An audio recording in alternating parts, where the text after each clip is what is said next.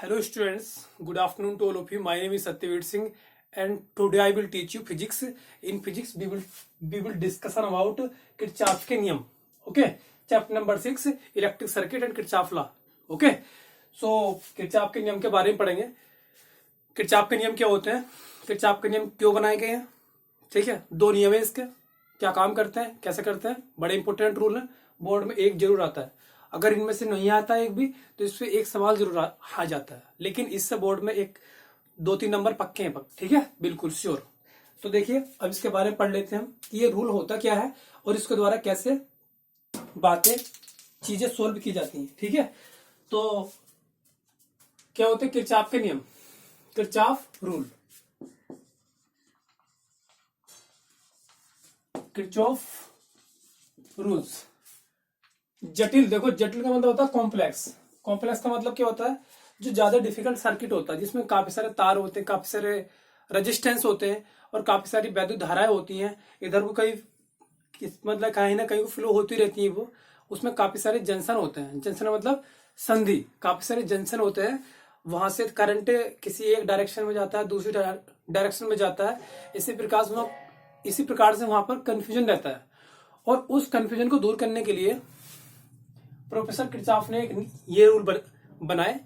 और ये किरचॉफ के दो रूल बड़े अच्छे रूल हैं. ठीक है, अब देखो तो किरचॉफ के नियम, जटिल परिपथों को हल करने के लिए किरचॉफ द्वारा ये नियम बनाए जाते हैं. जटिल परिपथों को हल करने के लिए किरचॉफ के द्वारा ये नियम बनाए जाते हैं. दो नियम हैं. इन नियमों को, जटिल परिपथ समझ गए आप क्या होते हैं, जिसमें क्या होते हैं काफी सारे प्रतिरोध होते हैं और बहुत सी धाराएं उनमें एक कनेक्शन से दूसरे कनेक्शन में जाती हैं. और वहां पे काफी सारे संधि होती है. संधि क्या, ज्वाइनिंग पॉइंट, जैसे कि ये मार्कर है, ये इससे ज्वाइंट हो रहा है, ये संधि हो गई. अब इसमें जैसे कि एक देश दूसरे देश से संधि कर लेता है तो वो संधि पॉइंट कहलाता है. ठीक है, तो जहां पे वो जुड़ते हैं उस पॉइंट को हम संधि कहते हैं. ठीक है, जैसे कि ये मार्कर है, इससे जुड़ गया तो ये वाला पॉइंट और इसका ये वाला पॉइंट, ये संधि क्षेत्र कहलाएगा. तो इस संधि में से कई प्रकार की करंट होती हैं, सर्किट होते हैं. आपने देखा होगा कि अगर हम मोबाइल को देखते हैं तो उसमें काफी सारे कनेक्शंस होते हैं और उनको सोल्व करने के लिए, ताकि उनमें प्रत्येक कनेक्शन में धारा निकले, तो उसी प्रकार से किरचॉफ ने नियम बनाए हैं. ठीक है, और प्रतिरोध उसमें कितने लगेंगे, कैसे लगेंगे, उनका मान कैसे निकलेगा, वो भी हम इसमें पढ़ेंगे गाइस. तो आप इसको देखते रहिए, आपको पक्का बिल्कुल समझ में आ जाएगा. एक भी क्वेश्चन ऐसा नहीं बचेगा इसमें जो आपसे नहीं होगा, ये मेरी गारंटी है. ठीक है, और मैं गारंटी लेता हूँ.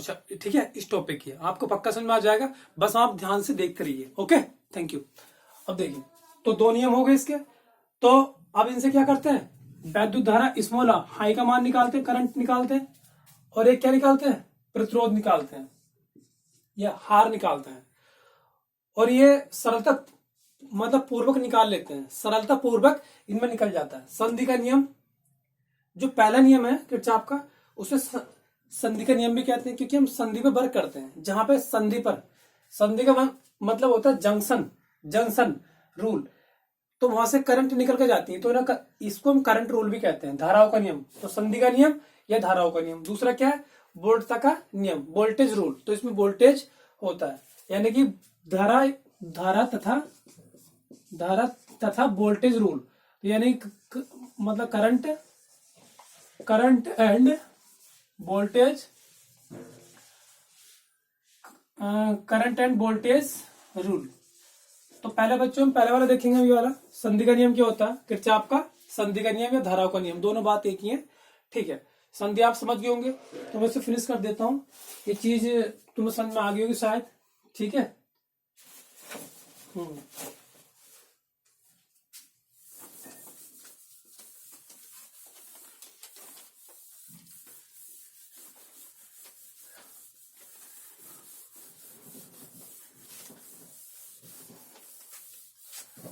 अब देखो, जो पहला नियम है किरचॉफ का, K01, मतलब कि किरचॉफ का फर्स्ट रूल है. तो क्या, संधि का नियम.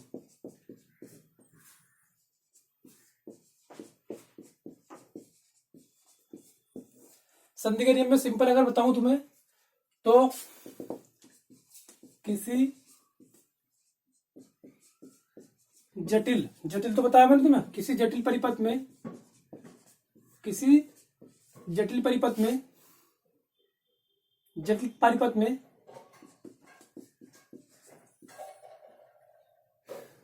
किसी एक संधि पर, किसी एक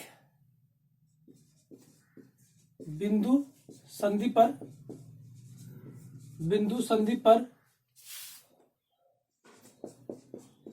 धाराओं का योग, धाराओं का योग,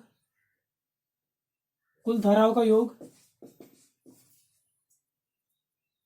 सभी, सभी धाराओं का योग, धाराओं का योग शून्य होता है।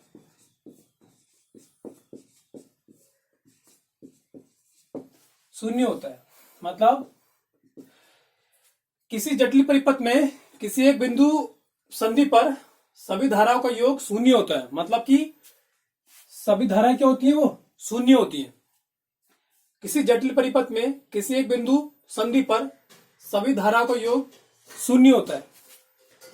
तो सभी धाराओं का योग शून्य होने का मतलब है कि धारा या तो एक संधि में बिंदु मान लीजिए, संधि पॉइंट है, कुछ धाराएं बाहर को निकलेंगी, कुछ धाराएं क्या होंगी इसके, इस संधि में एंटर होंगी, कुछ क्या होंगी एग्जिट होंगी। जैसे ये क्या हो रही है, ये तो हो रही है एग्जिट, एग्जिट हो रही है, निकल रही है बाहर।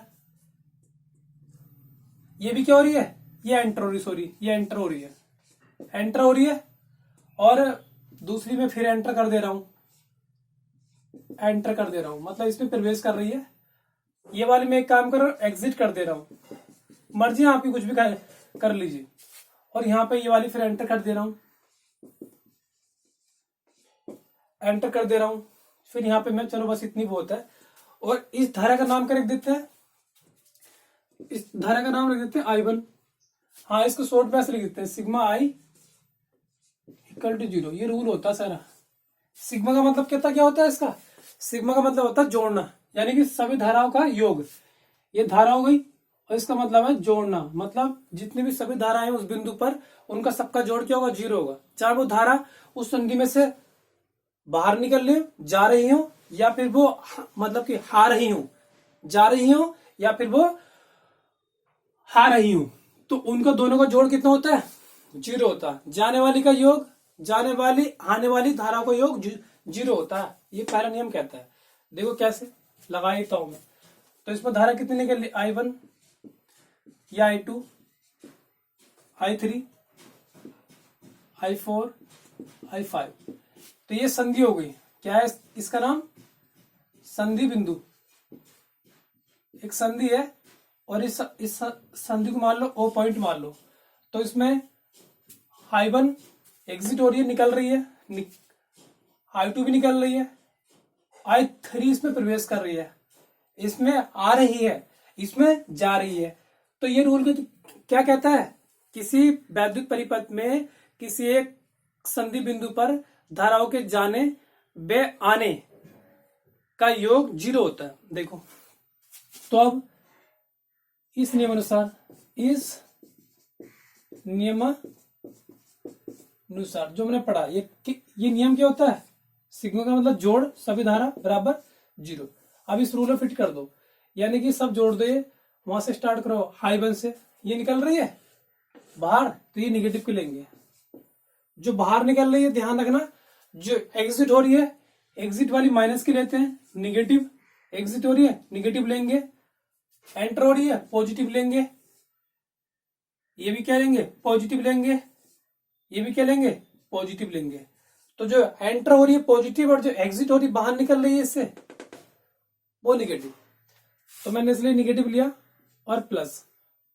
I1 हो गया, I2 देखो क्या, ये बाहर निकल रही है, लगाएंगे प्लस का साइन ही, क्योंकि जोड़ बताना है, लेकिन आपको निगेटिव का साइन का ध्यान रखना है, ठीक है। I3 क्या है, पॉजिटिव है, और I4 पॉजिटिव है, और I5 भी पॉजिटिव है, और बराबर क्या, 0। अब इसे सही कर लो, -I1 प्लस माइनस माइनस, ध्यान रखना जोड़ना, आपको जोड़ के ही रखना है, बस साइन का ध्यान रखना, अपोजिट हो जाएंगे, बाद में निगेटिव हो जाएंगे, plus minus minus. Plus I3 plus I4 plus I5 बराबर 0। अब यहां से जो निगेटिव वाले उधर पहुंचा दो, तो ये निगेटिव के इस बराबर के साइन से उधर जाके प्लस के हो जाएंगे, यानी कि क्या हो जाएगा ये I3 plus I4 plus I5 is equal to I1 plus I2। ये तुम्हारा हो गया इस प्रकार से। तो यहां तुमने एक बात देखी होगी कि जो धाराएं आ रही हैं, आने वाली का योग, यानी कि ये क्या I3 I4 I5, I3 I4 I5 ये संधि में आ रही हैं, देखो इस पॉइंट की ओर आ रही हैं, तो ये एक तरफ हो गई, इनका जो जोड़ हो गया एक तरफ हो गया, और जो जा रही हैं उनका जोड़ एक तरफ हो गया। तो इसे इसके बाद एक डेफिनेशन बन जाएगी, मतलब कि इसका एक रूल और बन जाएगा, एक डेफिनेशन बन जाएगी कि किसी जटिल परिपथ में किसी संधि बिंदु पर धाराओं के आने का योग बराबर जाने का योग, क्योंकि जो निगेटिव की होती है वो बराबर से उधर चली जाती है, प्लस की हो जाती है, और जो प्लस की इधर रह जाएंगी। तो प्लस की कौन सी थी, जो संधि में आ रही थी तो वो प्लस की, और जो जा रही थी वो निगेटिव की थी, तो उन निगेटिव वाली को मैंने बराबर से उधर लगा दिया, जैसे ये जो निगेटिव वाली थी ये उधर ले गया। तो संधि में आने वाली धारा को योग बराबर जाने वाली धारा को योग, ये भी कह सकते हैं आप इसमें। तो ये रूल फिनिश हो गया। अब एक काम करते हैं, ये आपको पता लग गया, मैं एक बार रिकॉल कर देता हूं। किसी जटिल परिपथ में किसी एक बिंदु संधि पर सभी धाराओं का योग शून्य होता है, अर्थात ये इसकी मेन चीज है। अगर आप इसे समझ जाओ बच्चे तो बहुत बड़ी बात है। सिग्मा आई बराबर 0, इसका मतलब क्या, आई का यहां पे कोई क्लियर नहीं है, यहां पे केवल धारा है, और धारा दो प्रकार की हो सकती है, एक तो जाने वाली और एक क्या संधि में आने वाली।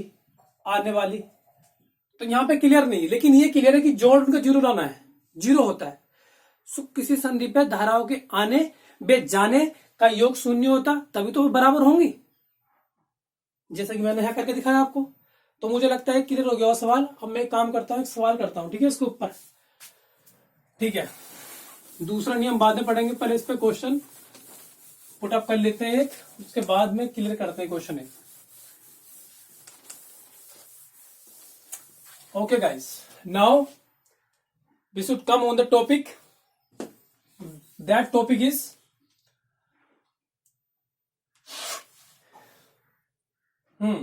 एक सवाल ले रहा हूं मैं, सिंपल सा। एक ही संधि बिंदु हो गया ओ, जिसमें धाराएं जाएंगी आएंगी। अब मैं इनका जो सिंबल है two representing two coming, incoming और out going, okay, like this is the going electric current, this is small I1, this is 4I2, okay, this is the I, this is 4 ampere, this is 10 ampere, this is 6 ampere, and this is 8 ampere। तो इसका मान बताना आपको, यानी कि इस संधि में 6 एम्पियर की धारा आ रही है, 6 ampere current is coming, and 10 ampere current is coming, 8 ampere current is going, 4 ampere current is going also, and small I don't know what is the value, what we can find, okay, what is the value of this, I don't know, we can find, okay, so we have to find the value of this, so you can use, because this is sandhi junction point, and you can use, so by using junction law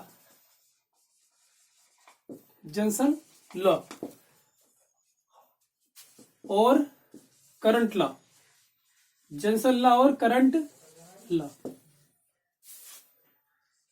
so sigma is equal to 0। अब यहां से ले लो, इसको मान लो तुम I1, इसको मान लो I2, इसको मान लो I3, इसको मान लो I4, इसको मान लो I5।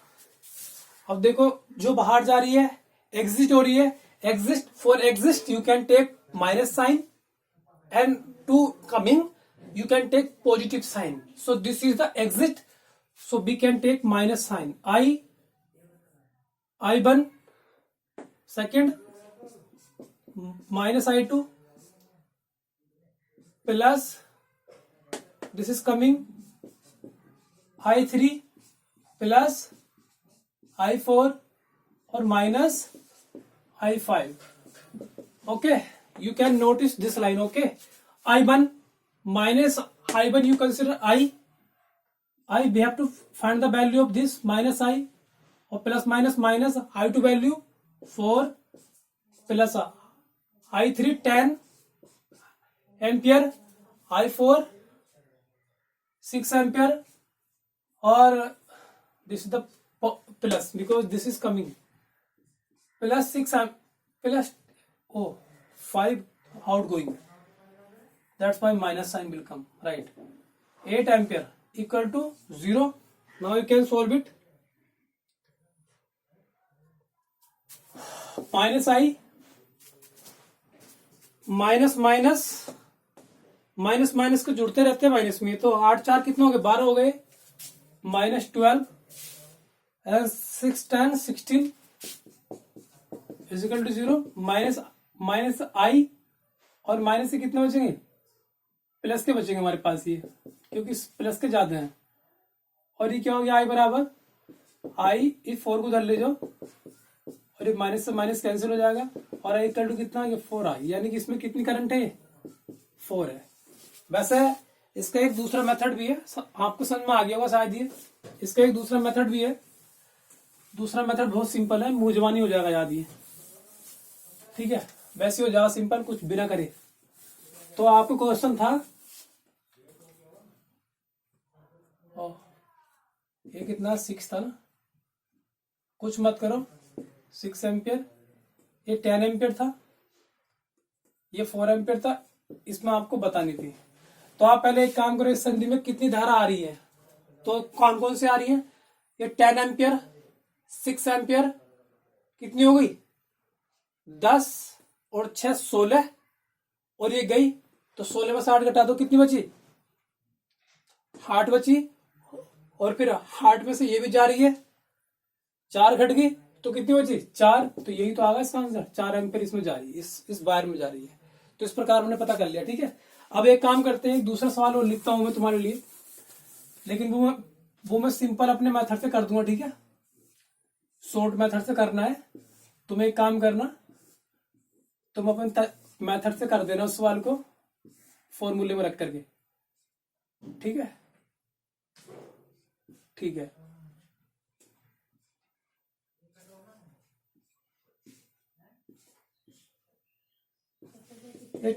ये 10 एम्पियर है, ये 20 एम्पियर है, ये 1 एम्पियर है, ये 10 एम्पियर है, ये 6 एम्पियर है,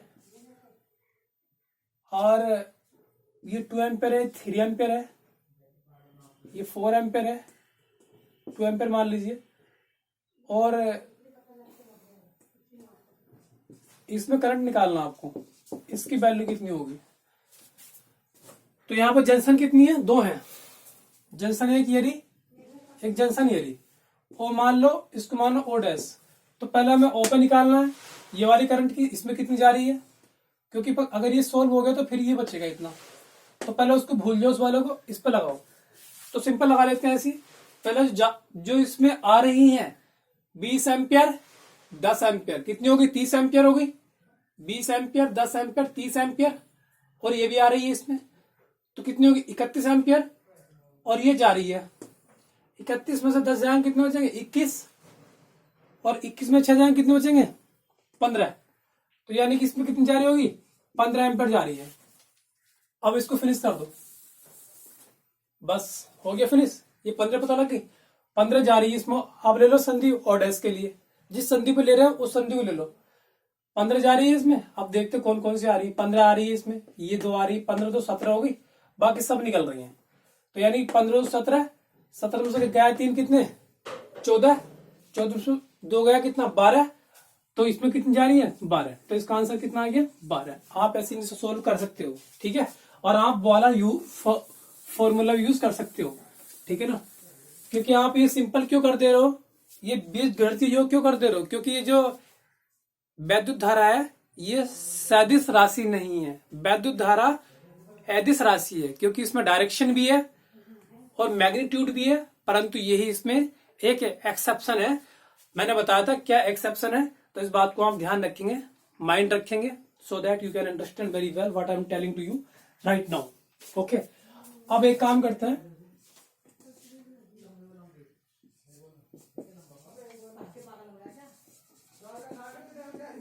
वोल्टेज रूल देखते हैं, यानी कि वोल्टता का नियम, वोल्टता का नियम, वोल्टता का नियम।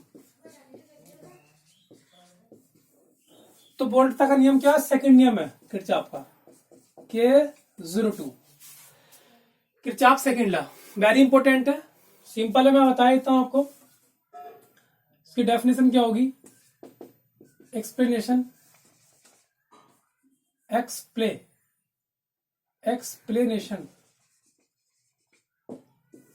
इसकी एक्सप्लेनेशन होती है किसी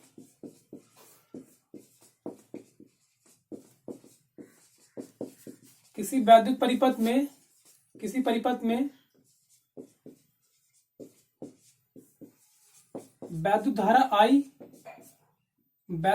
I तथा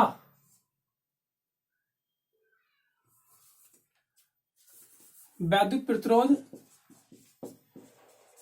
प्रतिरोध R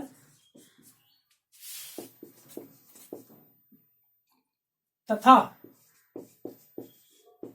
इसके संगत, किसी वैद्युत परिपथ में वैद्युत प्रतिरोध R तथा इसके संगत बहने वाली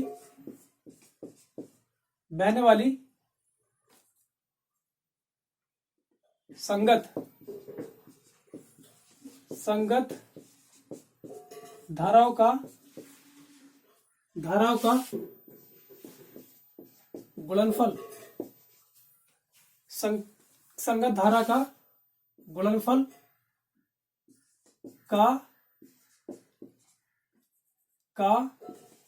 बीजगणितीय योगफल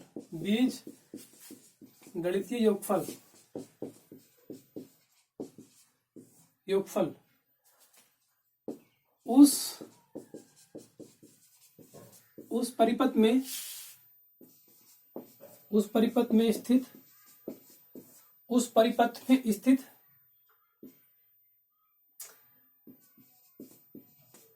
विद्युत वाहक बल के बीज गणितीय योग के बराबर होता है, बीज गणितीय योग के बराबर होता है।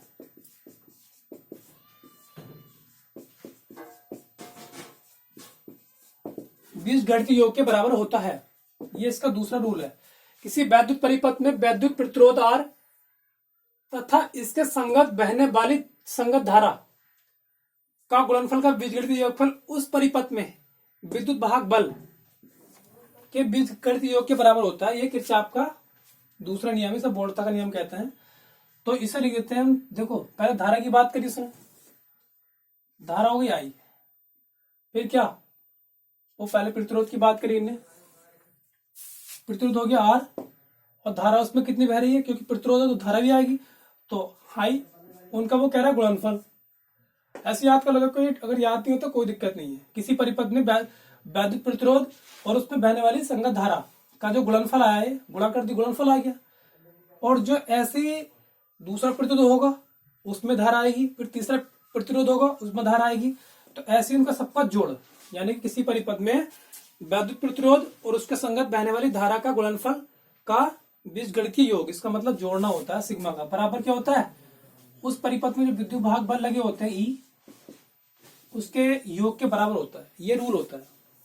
तो किसी ऐसे याद हो जाए, देखो ज्यादा टेंशन मत लो। वो क्या था पहला नियम, सिग्मा I बराबर क्या है 0, कि किसी संधि पर धाराओं के आने व जाने का जोड़ कितना होता है, 0 होता है।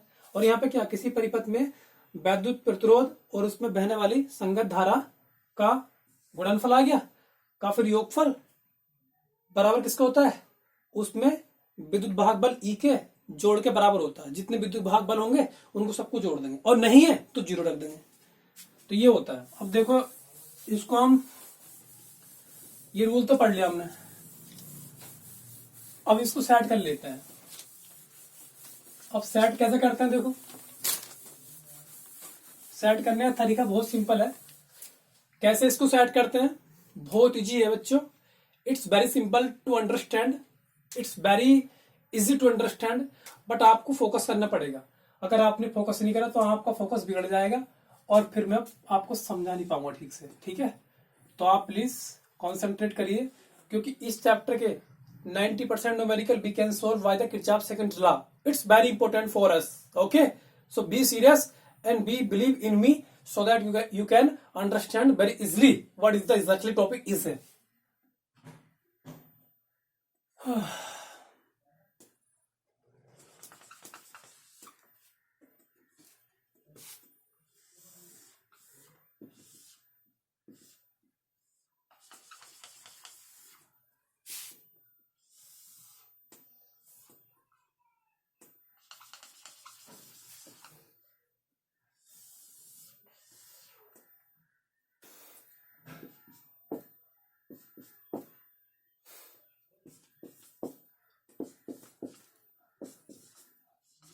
Okay students, now I am telling you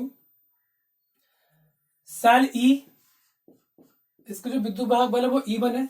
ये सेल दूसरा है, इसका विद्युत भाग बल कितना, E2 है।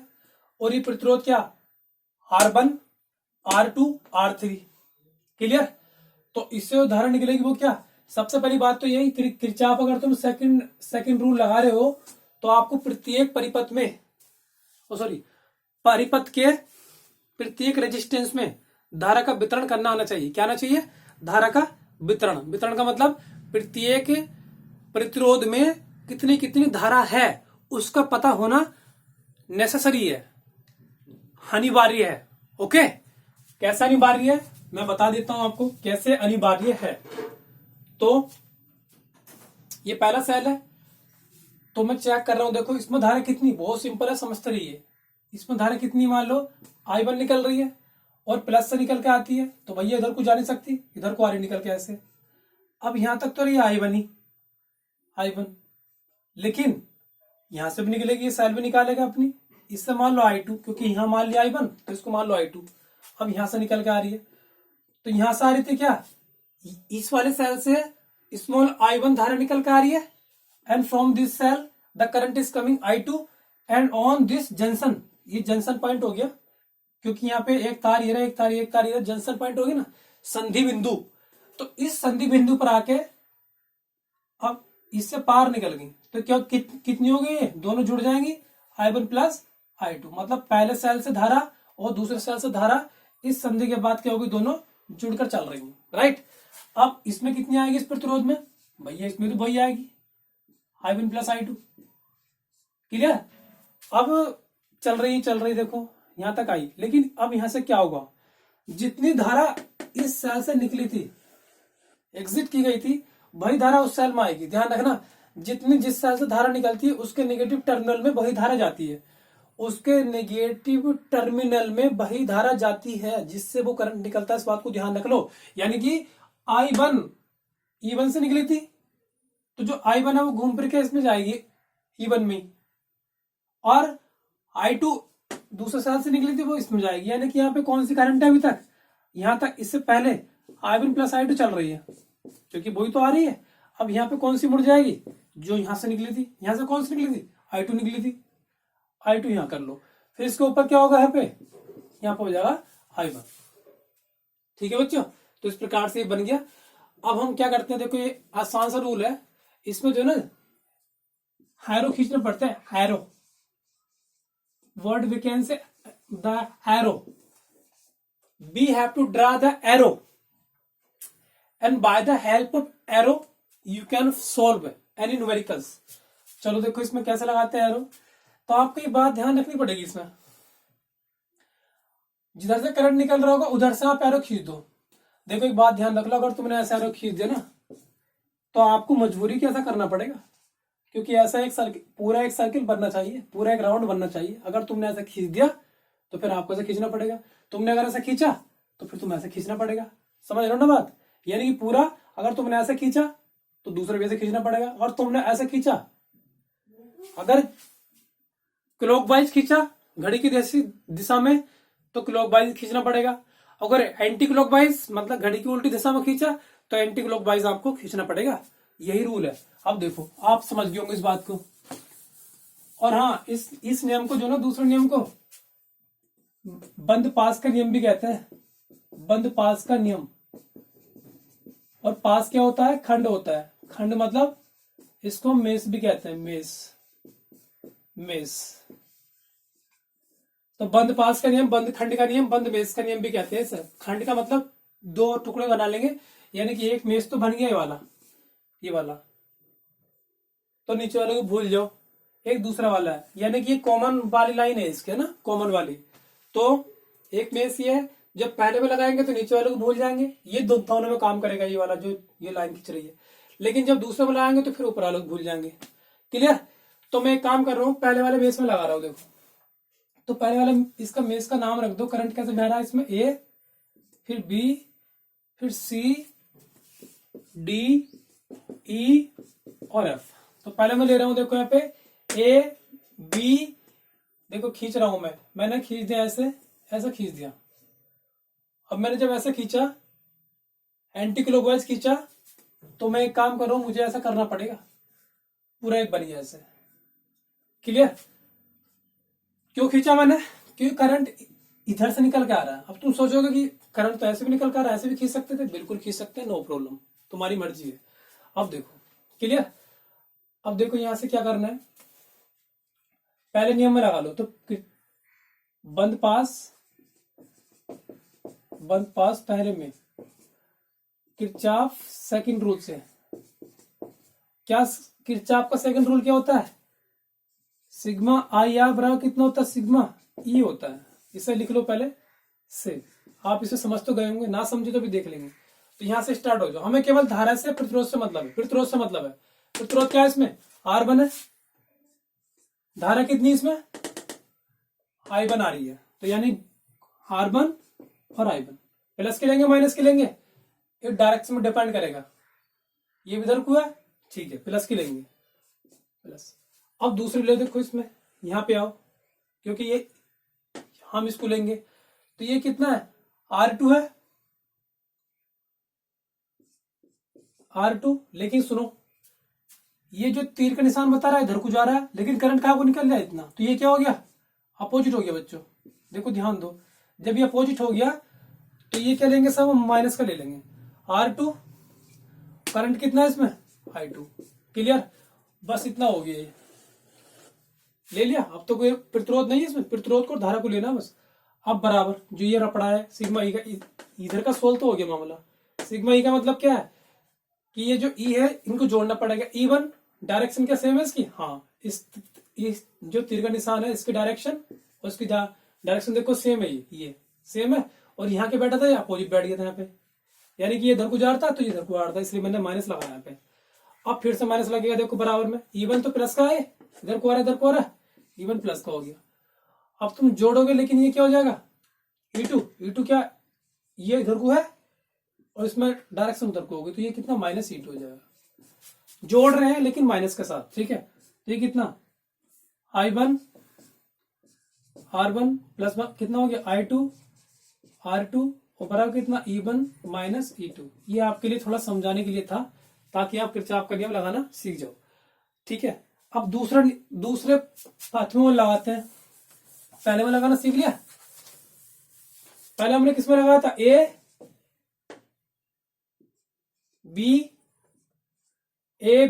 E F, A B E। अभी ये थोड़ी देर पहले लगाया था मैंने, किसमें लगाया था? A B E F A।